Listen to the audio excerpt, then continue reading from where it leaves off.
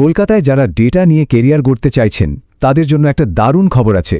দেশের এক নামকরা পেইন্ট কোম্পানি একজন MIS এক্সিকিউটিভ খুঁজছে। তো চলুন আর দেরি না করে এই সুযোগটা নিয়ে একটু বিস্তারিত আলোচনা করা যাক। দেখুন কি দারুণ একটা লাইন, তাই না? কলকাতার ক্রমবর্ধমান শিল্পে ডেটাই এখন নতুন রং। মানে পেইন্ট ইন্ডাস্ট্রিতেও এখন ডেটার গুরুত্ব কতটা বেড়ে গেছে সেটা বোঝানোর জন্য এর থেকে ভালো লাইন আর কি হতে পারে। যে কোনো বড় কোম্পানি সাফল্যের পেছনেই তো থাকে সঠিক ডেটা ম্যানেজমেন্ট, আর এই চাকরির সুযোগটা ঠিক সেই কাজটাই করার জন্য। তো আমাদের আলোচনার প্রথম সেকশনে আসা যাক। এখানে আমরা দেখব সুযোগটা ঠিক কি, আর কলকাতায় ডেটা প্রফেশনালদের চাহিদা ঠিক কতটা বাড়ছে। ব্যাপারটা হলো, দেশের অন্যতম সেরা একটা পেইন্ট কোম্পানি তাদের নিউ টাউন অফিসের জন্যে লোক নিচ্ছে। আর হ্যাঁ, এটা একটা অফরোল পজিশন। এখন অফরোল মানে কি? এর মানে হলো আপনাকে থার্ড পার্টি পেরোলে নিয়োগ করা হবে।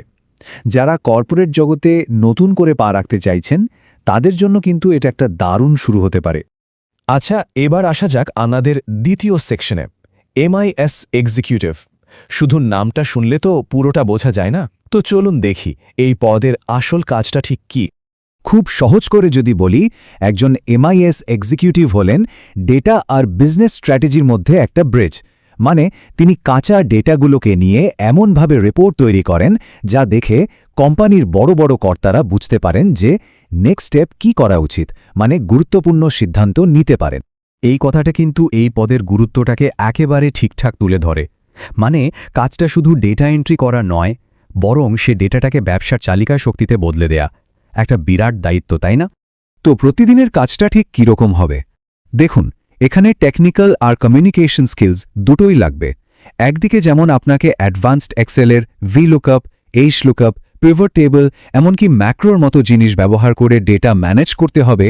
অন্যদিকে আপনাকে সেলস টিমের সাথে কাঁধে কাঁধ মিলিয়ে কাজ করতে হবে।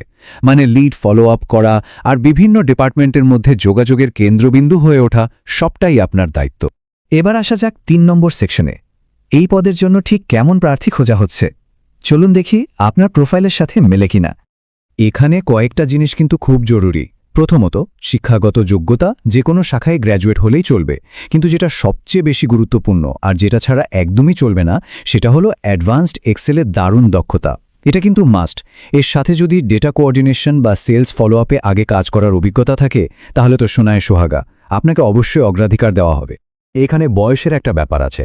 এই পদের জন্য কিন্তু সর্বোচ্চ 35 বছর বয়স পর্যন্ত আবেদন করা যাবে, এটা মাথায় রাখতে হবে।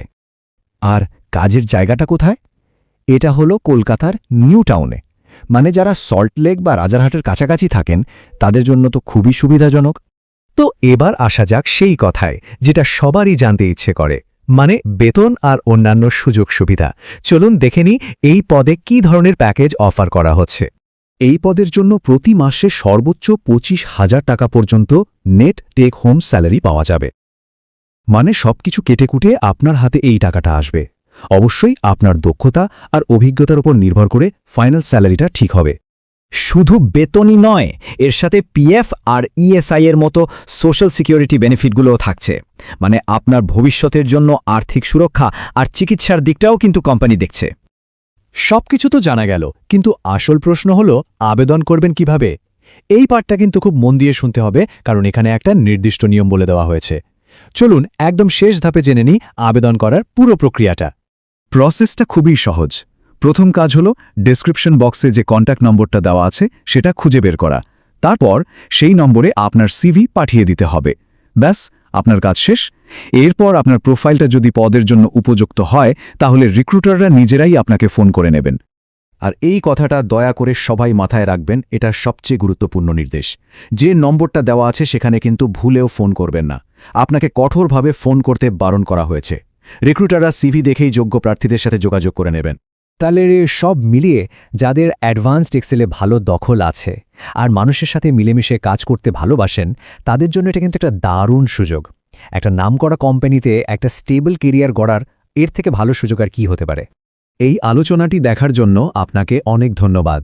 যদি তথ্যগুলো আপনার কাছে সহায়ক বলে মনে হয় তাহলে অবশ্যই নিচে কমেন্ট করে জানাবেন, আপনার বন্ধুদের সাথে শেয়ার করবেন আর চ্যানেলটা সাবস্ক্রাইব করতে ভুলবেন না।